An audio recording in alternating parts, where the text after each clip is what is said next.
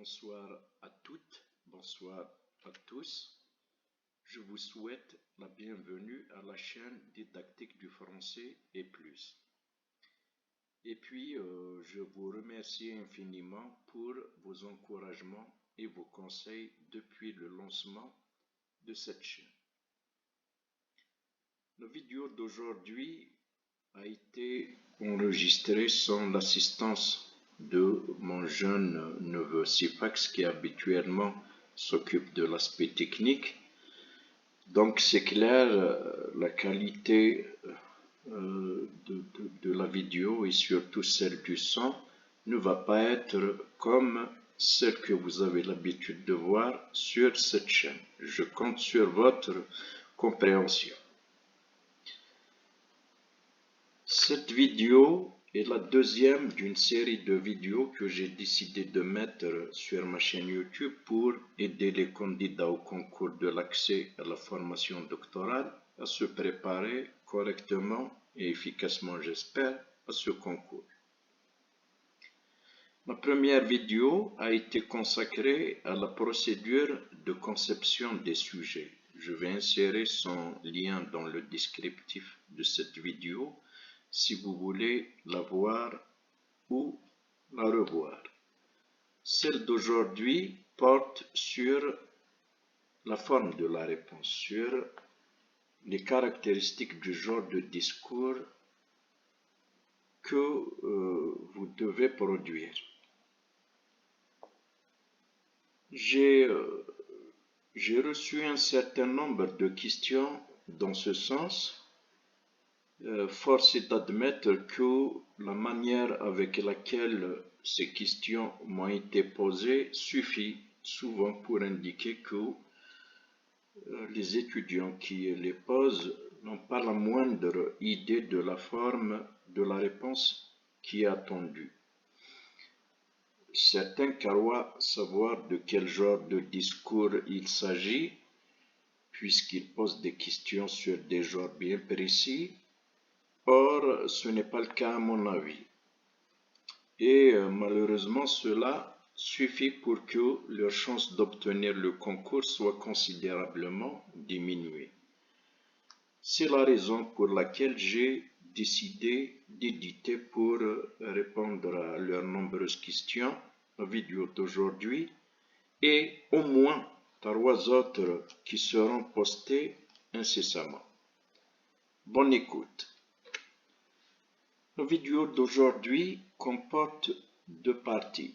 La première, qui constitue l'essentiel de la vidéo, sera consacrée à une comparaison entre les caractéristiques de la réponse du concours de doctorat et celle de quelques autres genres de discours. La deuxième, qui est conclusive, va contenir les éléments qui devraient être retenus à mon avis.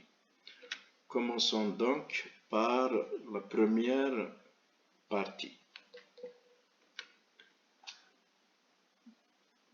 Plusieurs candidats posent des questions sur la manière dont on rédige la dissertation ou l'essai ou d'autres genres. Des questions de ce genre risquent de les induire en erreur, d'autant plus que quelques-unes des réponses qui sont données, par exemple sur Facebook, sont, à mon avis, erronées. Bien donc, à vrai dire, il y a pour un étudiant de quoi être perdu quand il cherche à comprendre quel est le genre de discours qu'il doit produire le jour du concours, parce qu'il y a un certain nombre de genres qui se ressemblent beaucoup. Donc, parfois ils vous disent « je suis perdu ».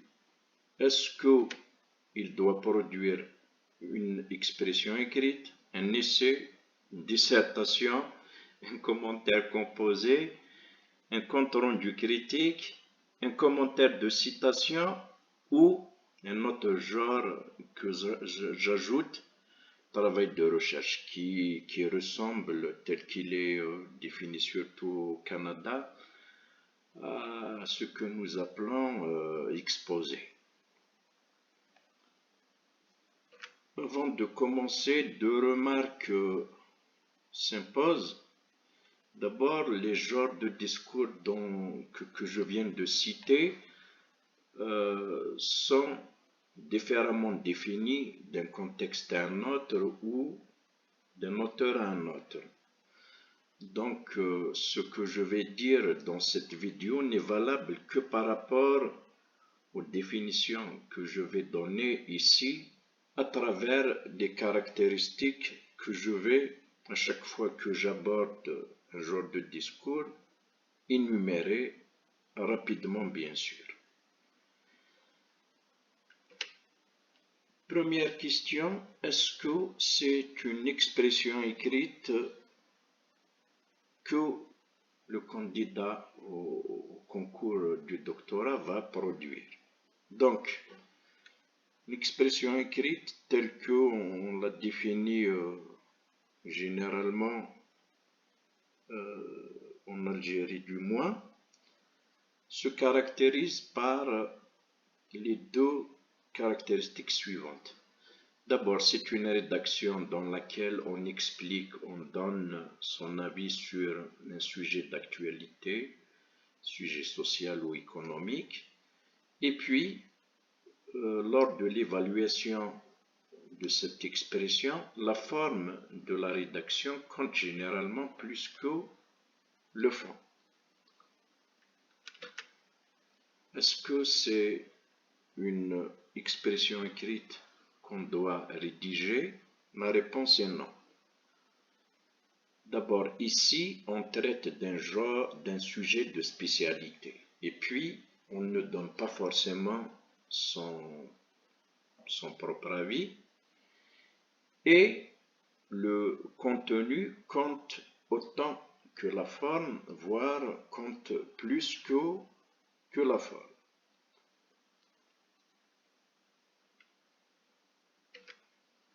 Est-ce que c'est un essai?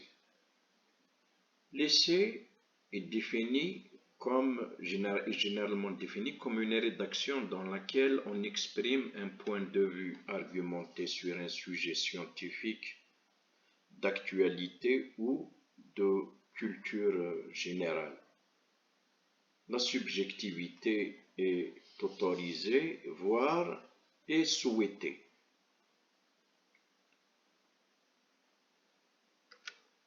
Qu'en est-il de la réponse du concours de doctorat?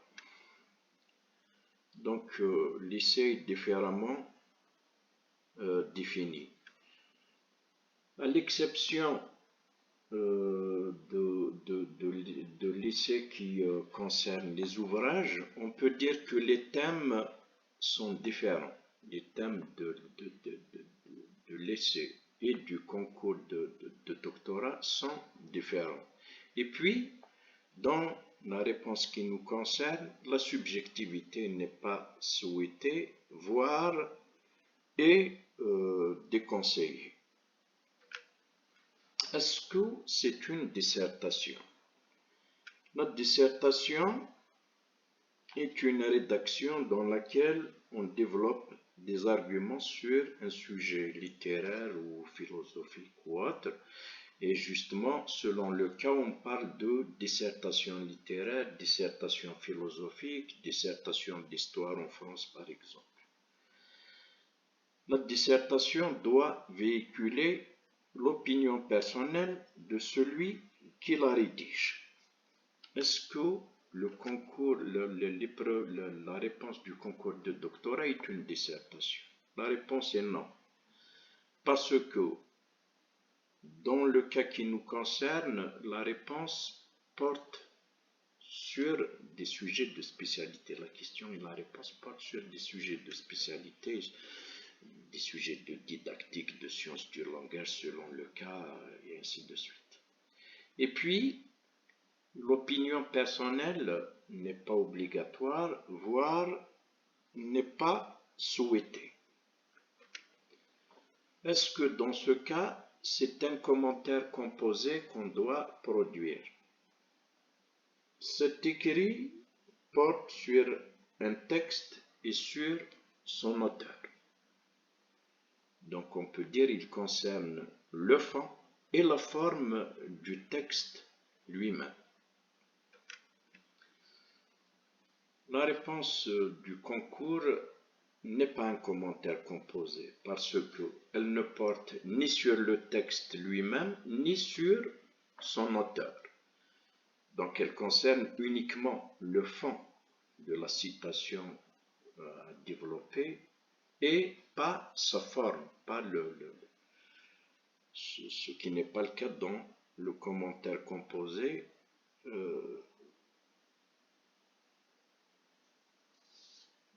Comme on vient de le voir. On arrive à un autre genre. Est-ce que c'est un compte rendu critique?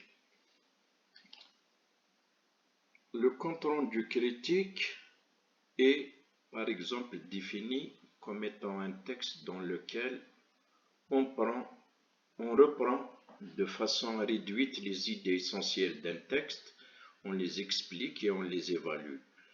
Un compte rendu critique a deux parties, la synthèse des idées essentielles du texte et la critique, et donc l'idée de celui qui rend compte de cette lecture. Est-ce que c'est ça dont il s'agit? La réponse est non, parce que dans le genre qui nous concerne, on doit sortir du texte pour traiter d'autres contenus, et puis le commentaire va concerner même les idées secondaires de la citation, par exemple.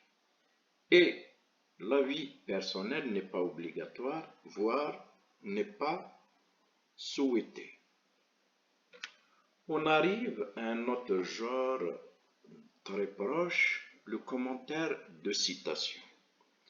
Il faut savoir que d'abord, le commentaire de citation peut se faire de plusieurs manières. Cela, par exemple, peut constituer juste un paragraphe dans un article scientifique ou dans la page de mémoire. Globalement, commenter une citation consiste à expliquer le contenu de cette citation et donc à se limiter à cette citation. Et l'avis personnel est parfois souhaité. Dans le concours du doctorat, dans la réponse du concours du doctorat, il faut aller plus loin que la citation, traiter de la problématique à laquelle elle renvoie, évoquer d'autres avis, et donc elle devient, si vous voulez, un prétexte pour écrire sur une problématique. Et puis, au concours du doctorat, ça peut être, ce n'est pas forcément une citation à développer, plutôt une citation à commenter, ça peut être une idée à développer, une assertion. Et donc, la réponse, ça ne va pas être, la question, ça ne va pas être forcément commenter cette citation. J'arrive au dernier genre, celui que j'ai ajouté et qui s'appelle travail de recherche. Donc, comme je l'ai dit au début, le travail de recherche, tel qu'il est défini par exemple au Canada, consiste à faire le point des connaissances sur un sujet donné. Contrairement à une dissertation, un travail de recherche ne comporte pas une partie critique très élaborée. L'auteur ne cherche pas tant à prendre position sur le fond et le phénomène étudié, quoi qu'il puisse le faire, mais principalement à en exposer les caractéristiques. On peut l'assimiler à un travail de synthèse d'une certaine amplitude. Donc, comme je l'ai dit, cette définition se rapproche beaucoup de celle qu'on donne à l'exposé chez nous. Est-ce que c'est de ça qu'il s'agit? Eh bien, les deux ressemblent beaucoup. Les deux, le genre dont il s'agit ressemble beaucoup au travail de recherche. La différence, c'est que ici, il démarre à partir d'une citation ou d'une idée à développer. Et puis, vu que la documentation n'est pas autorisée et que le temps de la réponse est limité, on ne sanctionne pas lors de l'évaluation l'absence de citation et de référence bibliographique, par exemple. Ce n'est pas le cas quand on a affaire à un travail de recherche ou à un exposé. Nous arrivons à la dernière partie de la vidéo et donc à la conclusion. Lequel des genres cités concerne la réponse au concours du doctorat? Comme nous venons de le voir, la réponse du concours de doctorat n'est ni une expression écrite, ni un essai, ni une dissertation littéraire ou philosophique, ni un commentaire composé, ni un compte rendu critique. Elle peut ressembler un peu à un commentaire de citation et surtout à un travail de recherche, comme je l'ai dit, qui est comparé à l'exposé, mais dans des conditions différentes. Donc, quelles sont les caractéristiques de ce genre de discours? D'abord, il consiste à commenter une citation ou à développer une idée, même si ça peut être une question directe. Il porte sur un sujet de spécialité et pas par exemple sur un sujet de culture générale. La rédaction dont il s'agit, le commentaire à faire ne porte ni sur le texte lui-même, ni sur son auteur. Par ailleurs, on invite à travers la citation à aller au-delà de cette citation pour parler d'autres positions théoriques, d'autres citations, d'autres auteurs. La vie personnelle n'est pas obligatoire, voire souvent n'est pas souhaitée. La subjectivité est très déconseillée et au niveau de l'évaluation, le fond compte autant que la forme. Et justement, je conseille les étudiants de prendre un peu de temps avant de remettre la copie pour faire une dernière lecture. Voilà, nous arrivons à la fin de la vidéo. Je vous rappelle les 4 clics importants pour la chaîne.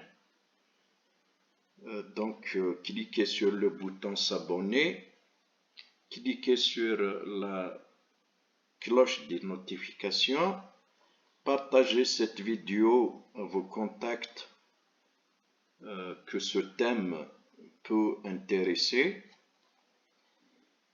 Et si le contenu vous plaît, je vous invite à cliquer sur le pouce j'aime. Si vous avez des remarques, des conseils, des critiques, vos commentaires sont les bienvenus. Je vous remercie par avance. Il ne me reste qu'à vous dire Mille merci pour votre écoute. À bientôt pour la suite et au revoir.